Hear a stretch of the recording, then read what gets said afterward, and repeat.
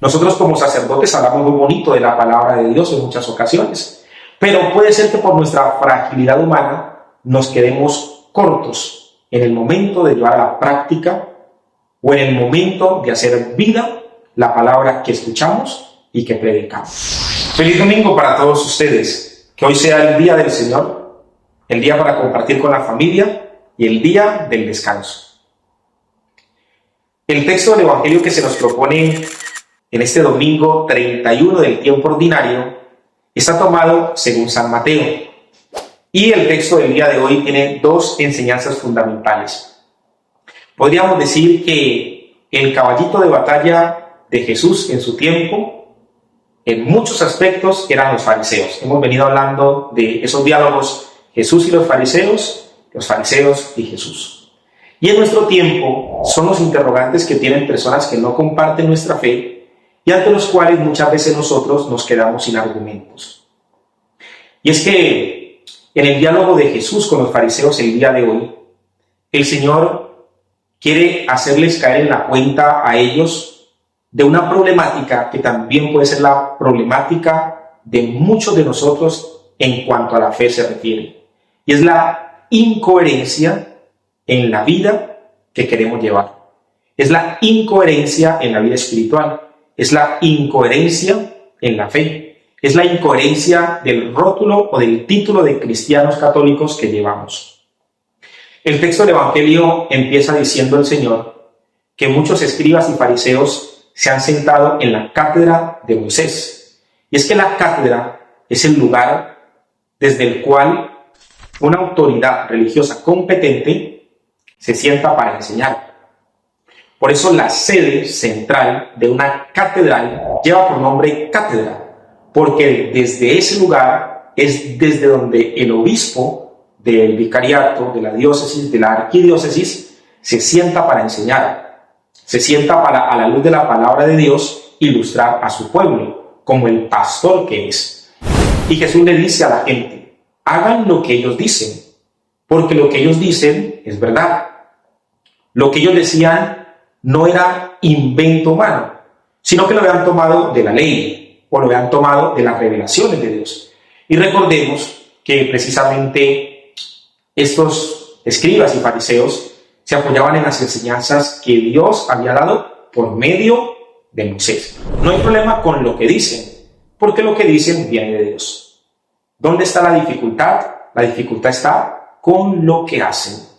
Y es una invitación para la coherencia de vida nuestra, hermanos y hermanas, porque todos en algún momento somos autoridad, los padres de familia en sus casas. Ustedes, quienes de pronto comparten el aspecto laboral con otras personas, el que es administrador o gerente de una empresa, se convierte en autoridad para con quienes laboran con él. Nosotros como sacerdotes en nuestras parroquias, en nuestras pastorales, también tenemos esa autoridad no abrogada por nosotros, sino concedida por la misericordia de Dios.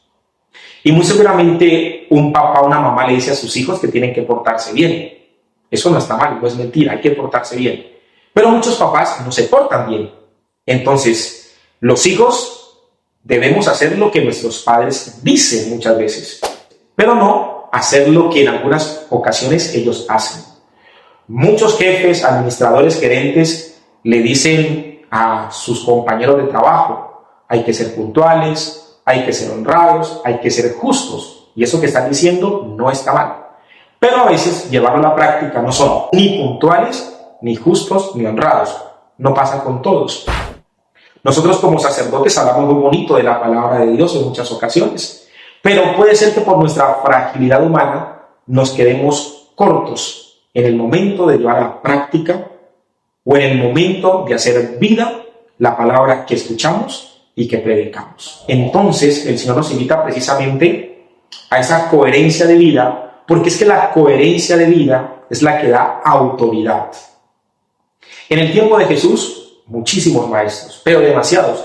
Jesús no era el único maestro. Es más, habían otros maestros que hablaban con mucha elocuencia, que también conocían los aspectos más importantes del pueblo de Israel. Pero ¿de dónde le venía la autoridad a Jesús? La autoridad le venía a Jesús porque lo que decía, lo hacía. Jesús decía, amen y amaba, perdonen y perdonaba, sean humildes y practicaba la humildad, sirvan y era el primero en ser el servidor. Entonces la autoridad viene precisamente esa capacidad de decir y de hacer. Cuando digo y no hago, pierdo autoridad. Y es una de las falencias más notorias que tenemos en nuestro tiempo actual. Tenemos gente muy buena para hablar, pero que se queda corta al momento de practicar.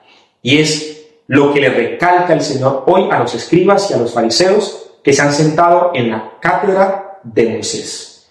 Lo que están enseñando no está mal. Lo que están haciendo sí es terrible y por eso les hace caer en la cuenta de su incoherencia. Que hoy como cristianos católicos nosotros tengamos esa capacidad de ser coherentes. Muchos vamos a participar de la Santa Eucaristía. Pues bien, de lo que se escucha en la Santa Eucaristía tiene que ser la norma de nuestra vida, al menos durante esta semana. El próximo domingo volvemos a la misa y se nos da otra vez la instrucción de cómo vivir la siguiente semana. No solamente ir a la Santa Eucaristía, sino salir a vivir lo que hemos escuchado y lo que hemos celebrado en la Santa Misa. Hay un envío al terminar la Santa Eucaristía, porque es que la Santa Eucaristía no se termina, se prolonga, se extiende a nuestra vida cotidiana. Y ese es el envío el cual dice así: vayan y hagan vida lo que aquí han visto y oído. Pueden ir en paz. Esa es la coherencia. Hacer vida lo que en la Eucaristía se ha visto y se ha oído. ¿Qué se ha visto? Un Dios que se hace alimento para nosotros. ¿Y qué hemos oído? Su palabra.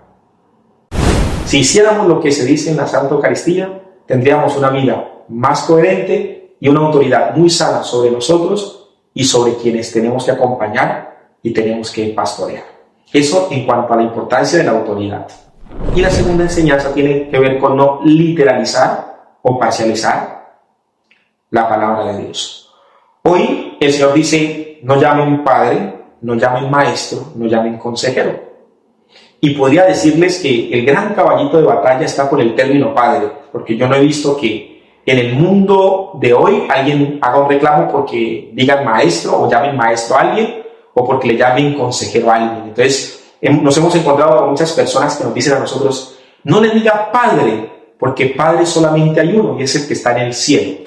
Yo les voy a mostrar a ustedes con textos bíblicos que en la misma palabra de Dios se le puede llamar Padre, guardando las proporciones, a aquellos que no son Dios. En Génesis capítulo 17, versículo 5, el mismo Señor le cambia de nombre a Abraham, porque es que antes no se llamaba Abraham, se llamaba Abraham, a secas, Abraham.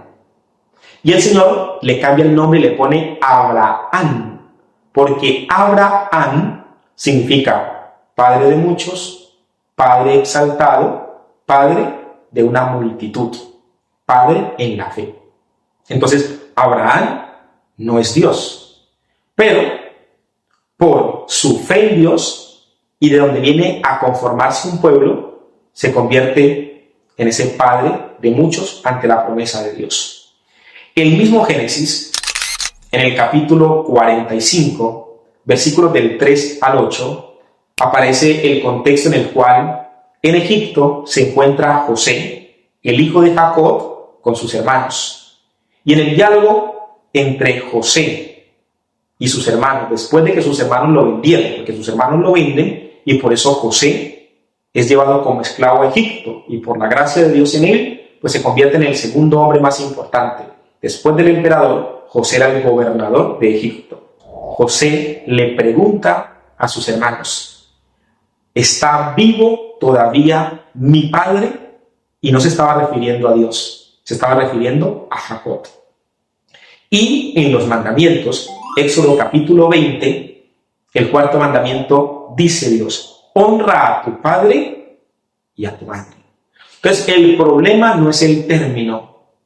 Jesús quiere hacer la claridad, porque es que los escribas y los fariseos querían que la reverencia que es para Dios se les brindara a ellos.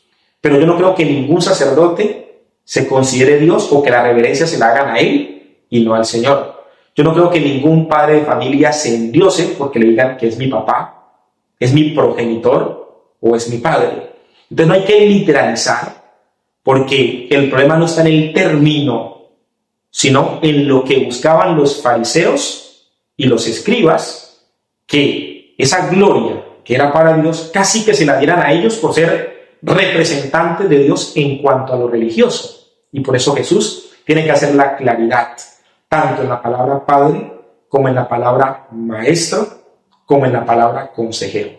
Tenemos una realidad principal que es común a todos los hombres y a todas las mujeres, que es que antes de ser padres biológicos o madres biológicas o padres espirituales, somos hijos del Padre Dios. Entonces Jesús quiere hacer la claridad para decirnos, mira, antes de ser padre, porque engendraste biológicamente o porque engendraste espiritualmente, eres hijo del Padre Dios. Eso en cuanto a la aclaración de padre. Segundo, cuando se refiere a la cuestión de maestros, Jesús nos quiere mostrar a nosotros que antes de ser maestros, todos somos discípulos, discípulos del Maestro Jesús. Y tercero, que antes de ser guías o consejeros, nosotros somos guiados y aconsejados por el Espíritu Santo de Dios. Que el Señor nos dé la gracia de llevar una vida coherente, de acuerdo al título de cristianos que hemos recibido en el bautismo. ¿Qué tiene que hacer un cristiano? Vivir como bautizado. Eso es lo que nos corresponde hacer. Vivir como bautizados. Que nos dé la humildad de reconocer que antes de ser padres somos hijos, que antes de ser maestros somos discípulos y que antes de ser consejeros y guías hemos sido aconsejados y guiados. Que el Señor nos conceda su gracia.